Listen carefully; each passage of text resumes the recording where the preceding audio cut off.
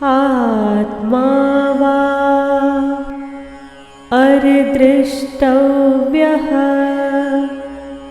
श्रोतव्यः मन्तव्यो निदिध्यासितव्यः।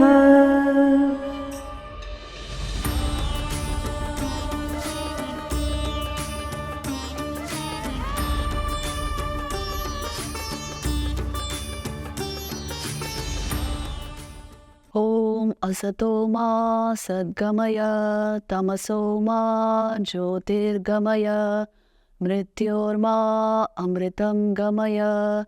Om Shanti Shanti Shanti. Namaste. This is a video on Shravana, Manana and Nididhyasana. So what are actually these processes? Why do we study them so much? Because we study them because this constitutes the epistemology of Vedanta. How exactly do we get the knowledge of Vedanta? We get it through Shravana, Manana and Nididhyasana. What is the meaning of epistemology? It means how do I know something? Every science has its own methodology, isn't it? Its own way of knowing. So the way of knowing the object of Advaita Vedanta is Shravana, Manana and Nididhyasana. Now what exactly are we searching for? In this science, in the spiritual science, what are we searching for? We are searching for the knowledge of the Atman. We are searching for what exactly is my true nature, my unchanging nature.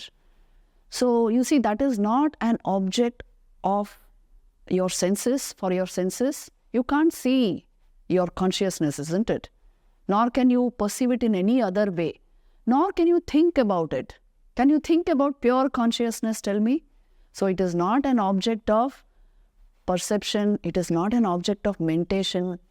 It is not an object of any form of sensation. Then how do I know it? That is why then this special methodology or epistemology is used in order to know an atindriya vastu, something which is beyond the senses, something which is beyond your mind. And in order to know that, we use this particular epistemology. This is actually a very concrete method spoken of in the Brihadaranyaka Upanishad itself, in the dialogue between the sage Yajnavalkya and his wife Maitreyi. He recommends to her, how is this Atman to be known? He says, you will find it in Brihadaranyaka Upanishad 2.4.15. He says, Atma va are drashtavya, shrotavya, mantavya, nididhyasitavya Maitreyi. So the method is outlined there. It is directly from the Upanishad. Now what is this process about? I told you what exactly we are seeking in Atma Vidya is the knowledge of the self. The self is not an object of perception for the senses. You cannot see it, isn't it? You cannot hear it. Na sandrishe tishtati rupamasya na chakshusha pashyati kaschanainam. Then how do you know it if it is not an object? So the science, the methodology of the science changes here. Also, the thing about self-knowledge is, the self is before the mind. So it is not even an object for the mind to intuit or gain knowledge of. It is not an object of perception or mentation or cognition. So then how will you know it? It is that light through which even the mind works, through which the senses are working. So now how will you know that light? So the first step which the scriptures put down is Shravana. First of all, you gain clarity about what exactly you are pursuing. What exactly this knowledge is about. Gain clarity about that. So this is the special feature of Advaita Vedanta. The methodology used is Shravana, Manana and Nididhyasana. Few things we should remember in our pursuit of self-knowledge. We are not pursuing an object. Secondly, you are not using the normal method of gaining knowledge, which is through the senses and through thought. You are not using any of this. first thing which you are using is, because the nature of this knowledge is that it requires a certain steadiness of mind. So you are bringing your mind into a particular state so that it can reflect the already present self. This is what you are going to do in this method. So the very first step suggested is Shravan. Shravan means hearing. Shravan indriya se hum jo sunte hai. That is hearing, which means what your ears are used for. You are going to do that first. What will it do to you? See, the special feature of Vedanta is the object under investigation is already present at all times, everywhere. My mind is outward bound. My senses are outward bound, so I am not able to see it. I am not able to intuit it. And this object, what we are calling the self, that is not just ever present, but it is the common reality of all of us. All of us, when we say I, we are referring to the same pure being, which is called Brahman or Atman, whatever you call it. It is the same reality. So it's a common reality through a rational investigation. Now you are going to turn the objects of senses and mind inward towards this. So first step is Shravan. Shravan means hearing. Hearing what? Hearing those texts which provide the Shabda Praman, which means evidence for the knowledge of Brahman. What are these texts? Vedanta. The Upanishads. Upanishad Nama, it is the very meaning of Upanishad. Vedanta Nama Upanishad Pramanam. Evidence provided by the Upanishads towards the knowledge of Vedanta. That is verily Shravan, the first step. So, hearing these texts, dwelling on their meaning and hearing with attention so that clarity comes into the mind.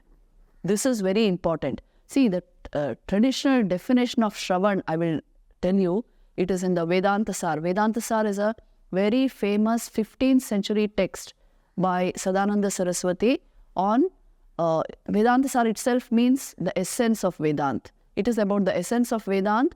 Very briefly, pithily, the very essence of Vedanta is given in the small book. So there you will find the definition of Shravan. Shravanam nama shadlingai ashesha vedantanam advitiya vastuni tatparya avadharanam. Shravanam nama shadlingai, through 6 signs of scriptural interpretation. Ashesha vedantanam advitiya vastuni. All that the entire scriptures of Vedanta, that advitiya vastu, non-dual reality which these scriptures propound. Tatparya avadharanam, the import of that which gives you, that is Shravan. How? Through these 6 signs. Then those 6 signs are explained. What are they? Upakrama upasamhara, which means the beginning and the conclusion of the text should match. Then abhyas, repeated thinking or hearing of the text. Apurvata, uniqueness of the content of the text. Phala, that which the text yields finally, the fruit of the study. Arthavada, the eulogy of the text. What exactly are they praising in the text? And upapatti, which is the actual yukti or rational or logical part, which proves the existence of Brahman. So, if through all these means you can bring together the import of that text through scriptural interpretation, through Shravan, it is called hermeneutics, in today's language, scriptural interpretation. Through all these means, if you can bring it about, it will give you knowledge of Brahman. So, this important is the first step of Shravan.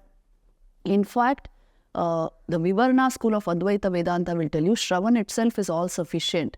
Shravanat eva jnanam, which means you get the knowledge of Brahman purely through Shravan. If with that complete intent and concentrated mind, you are focused on the Vedantic text, hearing it constantly, it will become not just ideation and mentation, it will become realization. Shravanat eva jnanam. It leads directly to that, but it should one should be a fit patra. So this adhikari vad is big in Vedanta, you must be an adhikari for this knowledge. Then immediately Shravan produces the resultant fruit, which is the knowledge of Brahman. If one is not an adhikari, then one has to go through the other methods also. One has to do Manan, one has to do Nididhyasana, finally bringing your attention into one stream. That is the whole point. If you can do it directly at the time of Shravan, it will lead to direct knowledge. This is the idea. So how Shravan should not be done? It should not be done mechanically, because it is a good discipline, I will do it. Not like that. Your very soul should be in it because you want this knowledge. Then Shravan works. And it should not be done with poor attention, which means you are multitasking with a whole lot of things and also hearing scriptures. No. One pointed mind, flow of thought towards the object will result in this knowledge. This is what they have given. The next step is Manan. Manan means churning the mind based on this knowledge, giving it more thought food so that understand it even more clearly. So Manan removes, contrary concepts in the mind. Many times our Shravan does not lead to knowledge only because there is Viparita Bhavana in the mind. I may be thinking of the hearing of the self, but I am thinking I am the body. I am thinking I am the mind, I am my thoughts. Somebody insulted me, somebody made me angry. If I am thinking of all this, it doesn't match with what I am hearing. So knowledge is not produced. So Manan removes this Viparita Bhavana or contrary concepts in the mind, and with the aid of logic and reasoning, Manan will give you intellectual grasp on the subject. So this is the importance of Manan. You see, the definition of Manan in Vedanta Sar again is very beautiful, and it will tell us how important this process is. Mananam tu shrutasya advitiya vastunaha Vedanta artha anuguna yukti bihe anavaratam anuchintanam. Continuous thinking about the Vedanta Vastu, the object of Vedanta, which is Brahman. Advitiya Vastuni, the amount of application of thought will produce the knowledge. This is the whole point. So whatever you hear, repeatedly thinking about it, churning it in your mind. Shrutasya advitiya vastunaha Vedanta artha anuguna yukti bihi anavaratam anuchintanam. So continuously thinking about what you have heard, churning the mind with that. This is the process of Manan. And what is the object of this? This Advitiya Vastu, the non-dual reality of Brahman, will get revealed as a result. Another point in Manan is, it removes this what is called asambhavana, which means the impossibility of knowledge because you are already fixated on a contrary idea. This is removed. If I am sure I am only the body, how do you think I will get the knowledge of the self? Only when I am doubtful as regards my real identity, I will get the knowledge of the self, isn't it? So Manan does this. That's why Manan is a very, very important step for most people before they come to the real knowledge of Brahman. But it doesn't stop there. There is a third step, what is called Nididhyasana. Nididhyasana is especially recommended by the Bhamati school. Advaita Vedanta, has two major schools. In fact, three, but two are major ones. The Vivarna school and the Bhamati school. Vivarna school will tell you Shravan is the most important means to the knowledge of Brahman. Bhamati will tell you Nididhyasanam is the most important means to the knowledge of Brahman. So what is Nididhyasanam? It is the third step. After Shravan, Manan comes Nididhyasana. It actually means, it comes from the dhatu dhyayi. Nirantam dhyatum ichha nididhyasanam. The desire to continuously meditate on what you have understood through Manan is Nididhyasana. It is actually the meditative state, the state of deep contemplation leading to absorption in the object of meditation. It leads to that. So this continuous meditation will produce this knowledge. Even the Upanishad says this, that in that Yajnavalkya Maitreyi dialogue, he will say, Nididhyasitavya Maitreyi, meditate on this. When you start your search for self-knowledge, you will clearly see, without riveting attention, you cannot get this knowledge. When you rivet attention on something, your consciousness is automatically transformed and it touches its highest pitch. It touches self-knowledge. But if this is not there, which means if Nididhyasana is not there, real meditation is not there, it is not possible. Only in a person who is extremely meditative and a real adhikari, just the Shravan will bring about the required result. But for most people otherwise, Nididhyasanam is very important. See, this is how it is defined in the Vedanta Sar. Very interesting definition. Vijatiya dehadi pratyaya rahita advitiya vastu, which means Brahma vastu, sajatiya pratyaya pravaha nididhyasanam, which means removing all vijatiya vrittis from the mind, which means modifications of mind pertaining just to some other object, to body, to something you were thinking of. Removing all these vrittis, if you can generate the sajatiya vritti pravaha. This is in fact the language of yoga. That's why you see yoga and Vedanta, yoga merges into the knowledge of Vedanta. And he's saying sajatiya vritti pravaha, which means aligned flow, thought flow towards the object of meditation. Here it is nothing but the self. This will result in self-knowledge. So Nididhyasanam becomes very important. Dhyatu, nirantam dhyatum ichha. This is very important. If you really want the knowledge of something, you are prepared for it. Your mind and attention get riveted. And meditation on that becomes easy.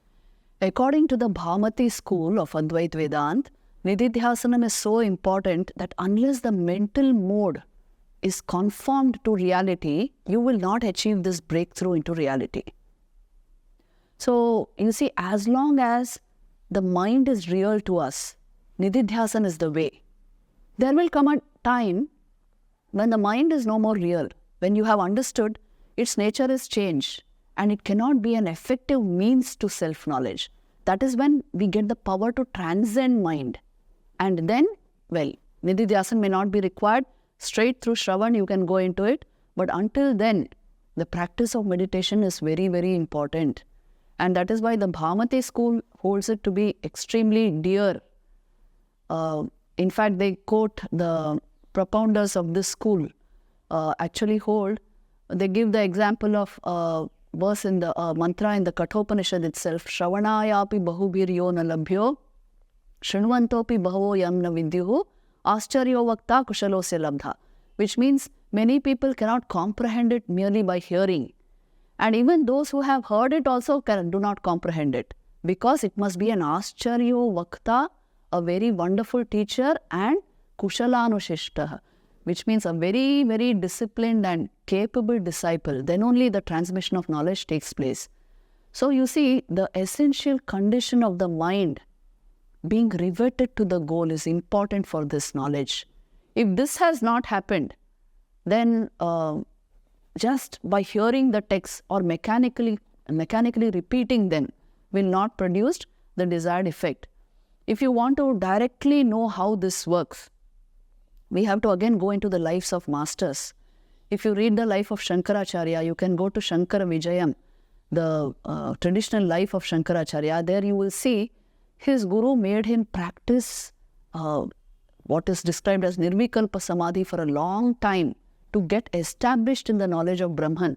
Shankaracharya, who himself was the avatar of Lord Shiva, still he was made to practice that, because although the Atman, or what we are calling Brahman, is ever-present reality, the nature of the mind is unsteady. So to bring it, to conform it into the mode of the highest knowledge and to remain in that state, to remain absorbed in it, it is prescribed. Nirvikalpa Samadhi is prescribed. Usually, even if you go to Vivek Chudamani, in verse number 364, you will find Shankaracharya telling us, Shute Shatagunam Vidyan Mananam Mananadapi Nididhyasanam Lakshagunam Anantam Nirvikalpam, which means 100 times superior to hearing is Manan. And 100,000 times superior to reflection or manan is Nididhyasana, meditation. But Nirvikalpa Samadhi is infinite in its results. You can't compare it even with meditation. So this is required. Deep absorption into pure reality is required in order to bring this whole realization into complete fruition, to help the inner self blossom out fully. Without this absorption, just, intuiting it or knowing it just like that, that doesn't suffice. This is their view, the view of the masters. In fact, if you see the life of Sri Ramakrishna and Vivekananda in our own times, this has happened, you will see that long periods spent in sadhana and meditation and inner absorption. Even for the avatar. Why? Otherwise, this knowledge is not possible. This knowledge escapes one. Even if you have known it, the nature of Maya is such, to be able to overcome her, inner absorption is required. And Vivekananda, the first time it was produced by Sri Ramakrishna's touch itself. Swamiji was laughing and saying, oh, this Ghati Ishwar, Bhati Ishwar, this cup is God and this bowl is God. And Sri Ramakrishna just came there, did not utter anything. Just he went and touched him. And bas, Swamiji went into a state of such rarefied knowledge that he found everything to be radiating Brahman. He found that for a long time. The next 3 days he was in that kind of a reverberation, that intense a state it was. So this is very important. No matter what epistemology we follow, deep absorption in the object of meditation alone will ensure continued knowledge, without which that knowledge also will escape one. This is a possibility. If you have read the life of Raman Maharshi also, there you will see his encounter with Lakshman Swami. Lakshman Swami was a very pious, mild devotee, not given to any kind of... There was a non-verbal communication between him and Raman Maharshi. And he just heard the master saying, just pursue who am I to your very core of your being. You will get the answer. And he followed that method silently, without anybody knowing it, in deep sadhana. And one day he just came before Bhagavan and slipped a piece of paper into his hand, which read, Raman Maharshi saw it, and it read that by the method given by you and by following that sadhana, I have attained self-knowledge. And as soon as he saw Lakshman Swami, Raman Maharshi recognized it. He waved in consent. So this is the non-verbal communication between masters, which will happen when the mind is totally ripe. You see, just the Shravan, and he got it. And the standard method of Shravan, Manana and Nididhyasana is given to us because our minds just think of the nature of our mind. It is running in all directions all the time. Different forms of conditioning have happened. That is why this is the standard procedure given, that Shravan is required, along with that Manan has to be practiced, and Nididhyasana for a long time, resulting in states like Samadhi. When you are well established in them, the knowledge of Brahman is naturally revealed to you. This is the standard procedure given. So this is the epistemology of self-knowledge in Vedanta. Om Shanti Shanti Sham.